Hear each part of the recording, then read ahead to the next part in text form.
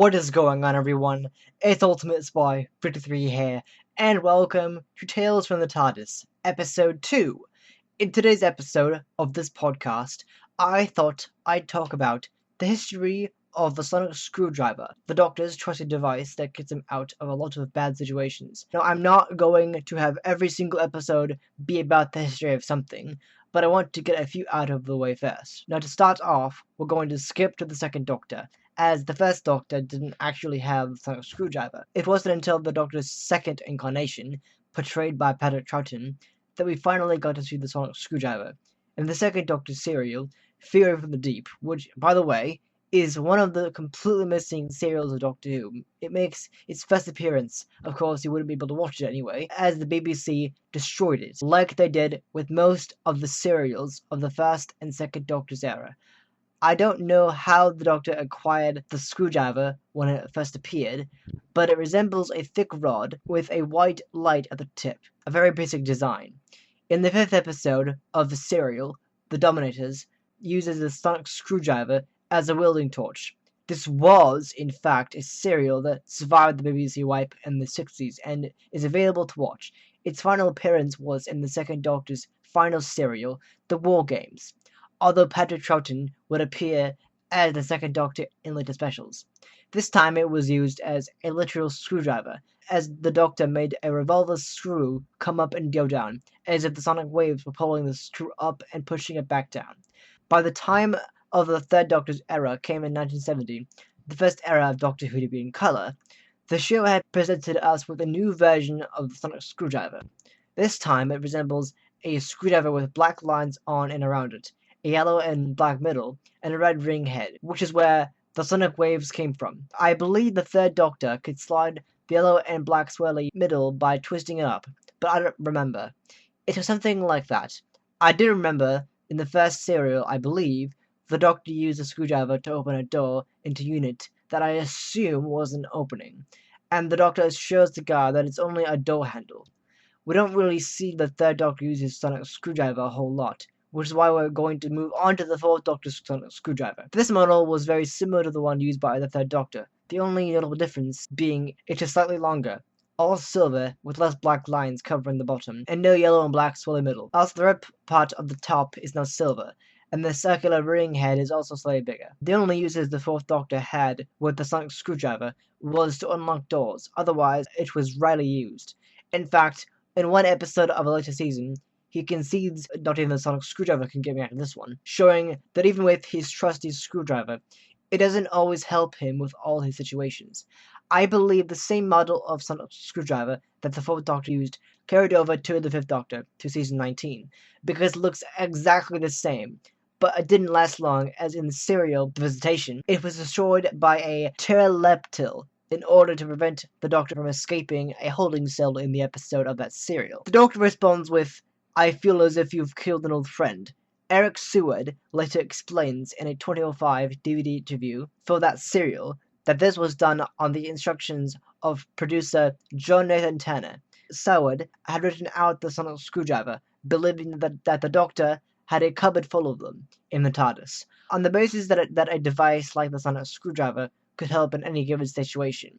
It was very limiting for the script, so Nathan Turner had decided that he would not return, at least until it decided it would. In the Children in Need 10th Doctor crossover special, 10 jokes about Five's lack of a sonic screwdriver, commentating that he went hands-free and could save the universe using a kettle and some string. The sonic screwdriver made its brave return in both the 8th Doctor TV movie and The Night of the Doctor, where the Doctor is seen to have a new sonic screwdriver, similar to the previous models, except with a telescope mechanism, the subtle differences being a gold brass band on the handle, a flat base, and a red emitter tip. The sonic screwdriver gets a complete redesign in the new series of Doctor Who, starting in 2005 with the 9th Doctor.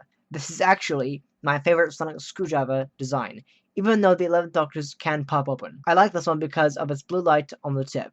It features a new sound effect that is a very popular sound within the Doctor Who fandom community. It has a slider that can be pushed up to extend the screwdriver, 2 buttons on the side for activation, one on the bottom to activate it when it's not extended, and one on the top when it is. It also contains a pen, and on the toy version of this, invisible ink. I don't believe the actual prop in the new series ever had a pen. It was ultimately burned up in the Series 3 opening episode, Smith and Jones, after the Doctor uses it to amplify the radiation output of a hospital X-ray machine. The Doctor obtains a new one at the end of the episode, however. This one is pretty much exactly the same as the previous one, being only slightly longer and with a silver-blue color scheme, as I believe the other one had a more brown color, but I don't know exactly. A defect of the sonic screwdriver is the fact that it does not work on wood. Later, in Series 5, Rory complains about this, and the Doctor counters to not diss the sonic. It's later clarified the reason for this defect is that the sonic screwdriver manipulates the moving parts in various machinery. Since plant tissue lacks said moving parts, it is unaffected by the sonic screwdriver. The sonic screwdriver is again destroyed in the 11th hour, when the Doctor tries to signal the Atraxi ships. Later on, at the end of the episode, when the Doctor enters the new TARDIS, he receives a new one, which emerges from the console. It is much larger than its predecessor. It has a green light and metal claws that extend with a flick of the wrist. It is actually shown to have been created by the TARDIS herself as part of her automatic regeneration. In Let's Kill Hitler, it is explained that instead of the sonic screwdriver having settings, this model operates through a psychic interface, basically doing whatever the user thinks of while pointing and holding down the button. Pretty nifty, I think. This model also appears, although not officially announced, to have a flashlight setting, as the Doctor is seen to have it emitting a continuous glow while not uttering the classic sonic noise. The next appearance of a sonic screwdriver is shown in the 50th anniversary special episode of Doctor Who, used by the mysterious War Doctor, regenerated from the 8th Doctor as a halfway incarnation between that and the 9th Doctor. The War Doctor uses a screwdriver similar to the one used by the 4th Doctor.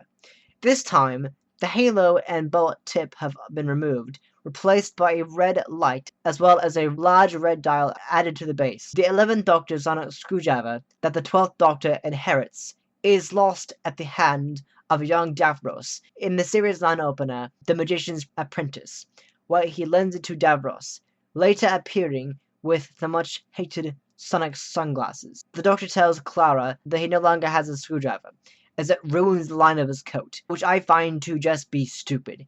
He claims that he is over screwdrivers. I just hate the sunglasses. They took an iconic part of Doctor Who and replaced it with this crap. Absolutely ridiculous. Although stupid, the sonic sunglasses did have a number of new features that the sonic screwdriver did not have, including allowing the Doctor to hear people talking, even if they are several yards away, and surrounded by loud noises, reassembling the TARDIS after it has used its hostile action dispersal system to avoid destruction by the Daleks, creating and controlling a sophisticated hologram of the Doctor through a Wi-Fi system, and reading internet pages and email. I will not go on about this horrible replacement for the sonic screwdriver, so moving on to the final screwdriver change. In the Series 9 finale, Hell Bent, the TARDIS gives the Doctor a brand new sonic screwdriver. I was so happy the Doctor got a new model of the screwdriver, although he would still occasionally wear the sunglasses, which still bugged me. This model had a TARDIS blue shaft with gold and silver highlights. The upper half is a rectangular light grid that, when switched on, has 4 different functions: green light with high-pitched sound, green lights that pulse with a pulsing sound, and a blue light tracing pattern with a pulsing sound. This new version is meant to represent the TARDIS, which I think is pretty cool. However, in the Series 10 opener, the pilot, it is shown that the Doctor has every version of the sonic screwdriver ever seen in a cup on his desk. Nardole even uses the screwdriver used by the 5th Doctor to seal bulkhead doors to keep out Daleks later in the episode. And that is the history of the sonic screwdriver. It is unknown if the 13th Doctor will inherit the current version of the sonic screwdriver, or if she will somehow get it destroyed in the first episode. I don't know. I certainly hope not, as we've only legit seen it in one full series of Doctor Who, being 10, not counting the Series 9 ending. I just think it would be silly to have a new sonic screwdriver be introduced when we've only had this one for one series. We need to have this one around for at least 2 to 3 series of the new era, much like the first version of the sonic screwdriver used by the 9 and 10th Doctors was used for 2 series before being fried in Series 3. Let's hope. And in the meantime, thank you guys so much for watching and or listening to this episode of Tales from the TARDIS. I hope you enjoyed it. If you did, please hit the like button. I really do appreciate the support. And if you're new to the channel, subscribe for future episodes of this podcast and other great content, as well as other series that I do. And I'll be back next time with another episode. Alright? See ya.